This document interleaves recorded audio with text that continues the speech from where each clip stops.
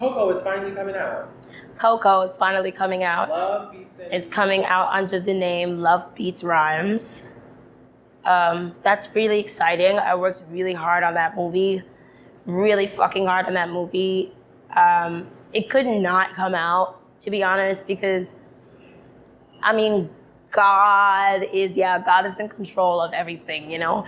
And I didn't do anything that I should have been punished for with the delay of my movie. And it goes back to the whole, you know, a black woman's word versus a white man's word, you know? Everybody in the world took Russell Crowe's word.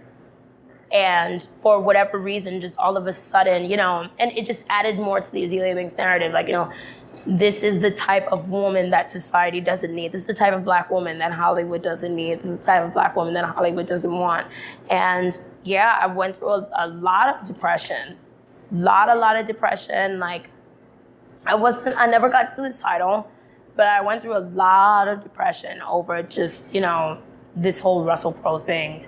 Talk about that. How did that make you? Because I can imagine my sister telling me someone did that to her and not having this visceral reaction. And just as a person, a man, or just a person, forget a man, because if I was a woman, I'd do the same thing. If I see someone in trouble, my first instinct is to help. Yeah. And the fact that RZA took the stance that he did, it had to have made you feel some type of way. When RZA's testimony came out after the Russell Crowe incident, I was really just kind of confused because when you listen to his TMZ testimony, he admits to Russell spitting on me, but then says I deserved it. I don't understand how spit is like you know, like how anyone deserves to be spat on. No one deserves to be spit on. You know, and like on top of that, Russell was like tweeting my music videos early in the night, like point blank, like RZA took me to Russell Crowe's house to like a piece of ass. Like he took me there to fuck Russell Crowe, 100%. And it was like a time where I was like really down on my luck. Like I was kind of clinging to RZA to like help me get a record deal or like help me make like the soundtrack and like do all these things. Like I came to LA to have the meeting about the soundtrack. You know, it was like 2 years after we shot the movie and the soundtrack still wasn't done. And I just, you know, I came to LA because I wanted to get a deal. Like I wanted to, you know, like you've seen, like I've been like, you know, I haven't been signed in a long time. I was like really, really trying to get RZA to like help me get my career back on track or whatever. And like, RZA was like helping me pay for some like, you know, like psychiatry things or whatever that I needed. And my whole thing is it's just like, you know, if this is true, like if I'm really like this crazy like bipolar person who's on like medication and shit, like why do you have me at this party where there's alcohol? You know, why do you have me here?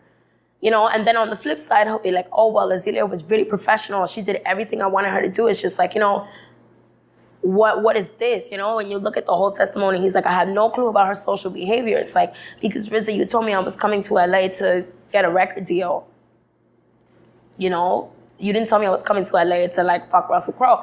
And it's not even like you brought me to LA, like you like brought me in on fucking like Elon Musk or something. Like you took me to see Russell Crowe. Like, you know, that just goes to show how like out of touch RZA is. Like you think a young girl like me would want to fuck Russell Crowe? That's the type of dick you think I like, you know. But further than like more than that, it's just like I didn't come to LA for dick. Like I was broke when that happened, you know. Like RZA had gave me like a couple like $100 to go to the psychiatrist or whatever. And then like when the thing happened with Russell Crowe, you know, he went and just was like, oh, I gave Azealia money to go to the psychiatrist. Like you just like put all my fucking business out there just to like save this man's reputation. But you already admitted that he spat on me, you know? And then I was the one who suffered. I suffered like on so many levels. Like professionally, you know, you just have like this whole studio looking at me like, you know, well, blah, blah, blah, whatever, because RZA's telling them the wrong story. You know, RZA's telling them that I'm erratic and I'm this and I'm that. But when, like, it's like you have to ask Lionsgate, but like, think about it, like, you got your movie. You get what I mean? Like, we needed a soundtrack. what happened at a party should not count against my professional stuff. And when RZA gave that testimony, like, let me tell you, people would not even, when RZA gave that testimony, people would not even pick up their phone for me.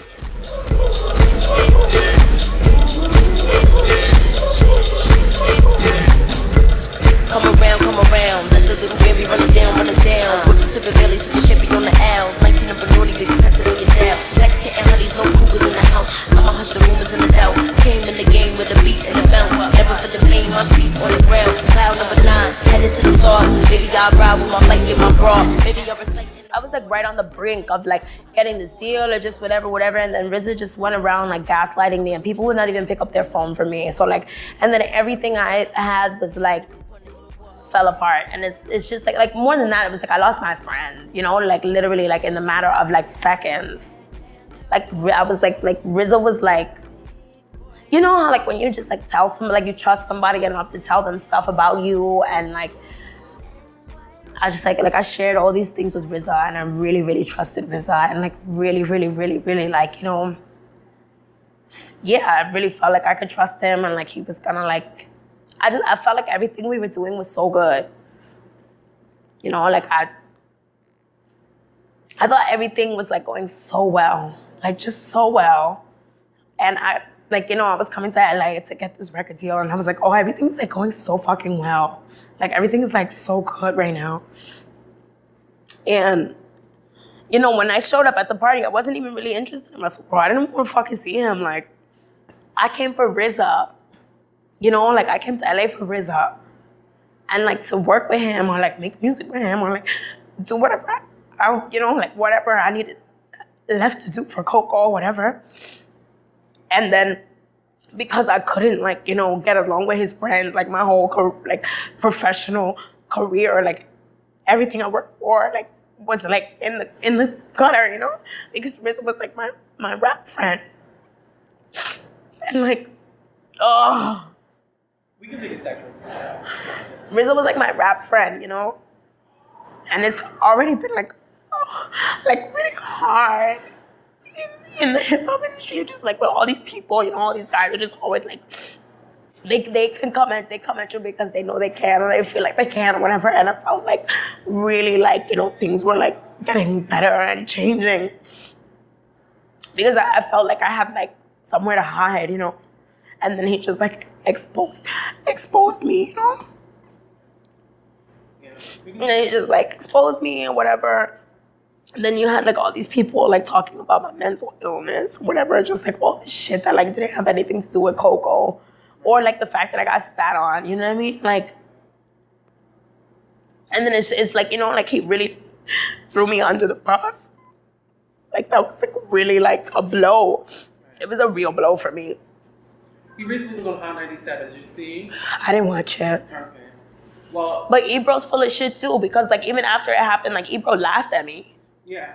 You know, like when everybody should have been coming to my defense, or like I needed help in that moment. Like I really needed help in that moment, and everybody was just like laughing.